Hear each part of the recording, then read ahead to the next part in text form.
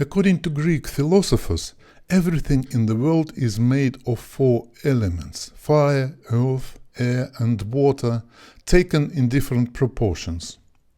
And in astrology, it isn't just a theory. We use this idea in everyday work because the signs of the zodiac are divided into 4 elements. There are fire signs: Aries, Leo and Sagittarius. Their primary attribute is energy, and they are keen to use this energy in one or another way, either by doing something actively or by pushing or inspiring other people. Or, if there is no way to spend their energy in a good way, the representatives of these signs might become angry, aggressive, destructive.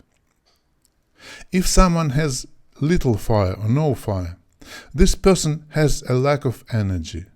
So he or she might have many talents but no energy, which means no interest or desire or other stimuli to do anything. They might benefit from a relationship with a more energetic person. Then there are earth signs: Taurus, Virgo, Capricorn. Their primary attribute is practicality. They appreciate the physical world and know how to use it for their benefit. They won't believe anything unless they can touch it or use it to achieve some tangible result.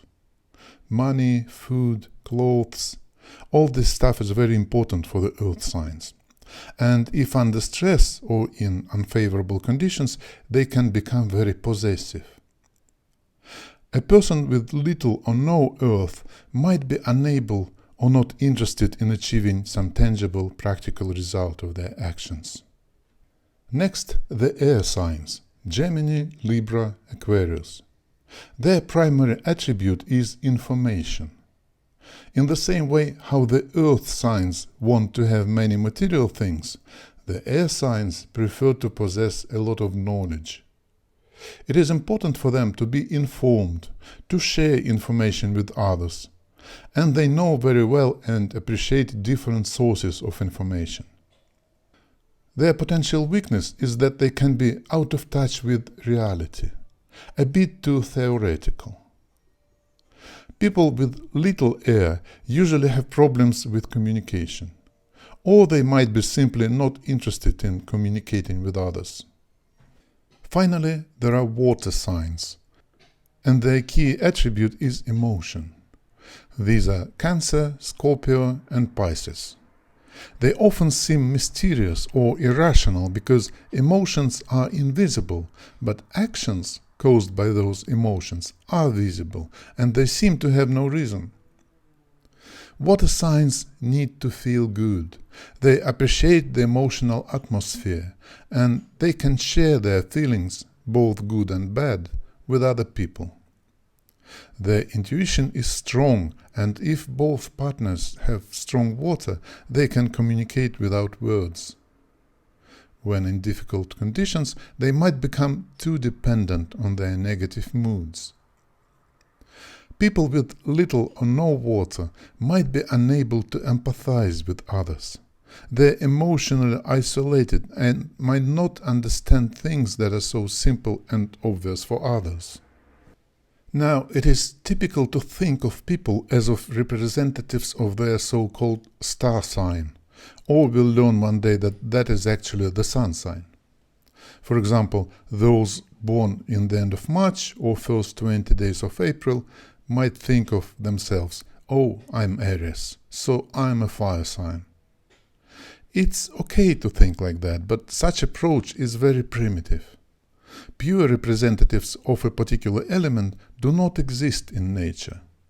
All of us are made of a mixture of different elements, and natal chart allows us to estimate what kind of mixture we are. This is only the 3rd lesson, but we are already beginning to interpret the natal chart, which means we are going to read it and try to understand what it means, what it tells about the person to whom it belongs. Let's take the natal chart of Keanu Reeves again. How do we evaluate the balance of the elements? The simplest approach is to calculate how many planets are in the signs of each of the elements. we shall find that Keanu Reeves has nothing in the signs of fire and almost nothing in the signs of air. But he has 5 planets in the signs of Earth: the Sun, Mercury, Uranus, Pluto and Jupiter, and 5 planets in the signs of water: the Moon, Mars, Venus, Saturn and Neptune. So he is an earth-water person with both of these elements represented equally strongly. Some astrologers might use the ascendant and sometimes the MC in this calculation. And it is also up to you whether to take into account any or both of the lunar nodes, Chiron, or maybe something else. I suggest for simplicity that we only use planets, which includes the luminaries, of course. The balance of the elements is a tool, and every astrologer might fine-tune it for his or her needs and understanding.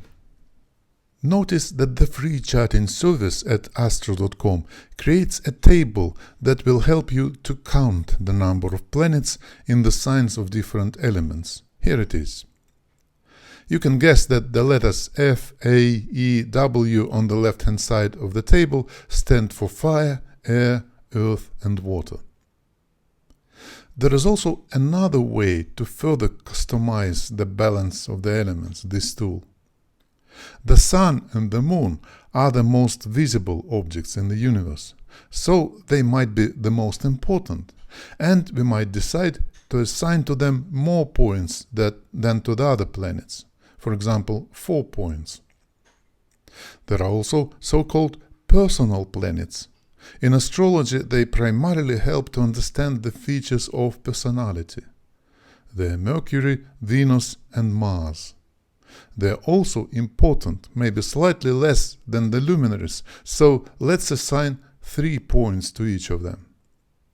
Next, there are so-called social planets, Jupiter and Saturn. They are important for understanding the person's orientation in the society. I usually assign to them 2 points. Finally, there are so-called higher planets, Uranus, Neptune and Pluto. They move in the sky so slowly that whole generations of people have them in the same signs. So they are the least important in the balance of the elements, and I only assign 1 point to each of them.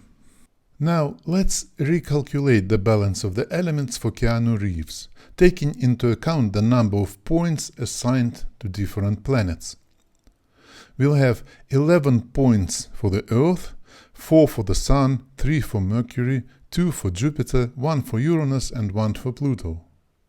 For water we have 13 points, 4 for the Moon, 3 for Venus, 3 for Mars, 2 for Saturn and 1 for Neptune. So we might say that Keanu Reeves is a water-earth person. These elements are almost equally strong, but water is somewhat stronger. It might also be interesting to know that fire and air are considered as positive or male elements, while earth and water are negative or female. Obviously, positive and negative don't mean good and bad, and male and female do not define the actual gender of the person. It's more like a psychological characteristic of the person, his or her attitude to life. Male or positive means an active attitude, while female or negative means a passive, contemplative attitude. Most astrological programs help you to evaluate the balance of the elements in one or another way. In Astro Processor Zeus, you can go in the menu to Analysis Statistics, and you'll see for Keanu Reeves this information. Pay attention to the elements table, and you'll see that the results are close to those we received manually, but also slightly different, as by default Zeus uses in the calculation the ascendant and the MC, and the number of points assigned to each planet is different. But that is easy to adjust. You can see all the factors and the number of points assigned to them on the right-hand side, and you can adjust this as you wish. Here, for example, I adjusted everything to match what I've recommended. So you are now able to evaluate the balance of the elements for any person using his or her natal chart, and this can already tell you something about the person. Your homework is to do this calculation either manually or with the help of a software for as many people you know as possible, and compare your conclusions based on the balance of the elements with what you already know about these people. In the next lesson, we are going to calculate another kind of balance, also quite interesting and informative.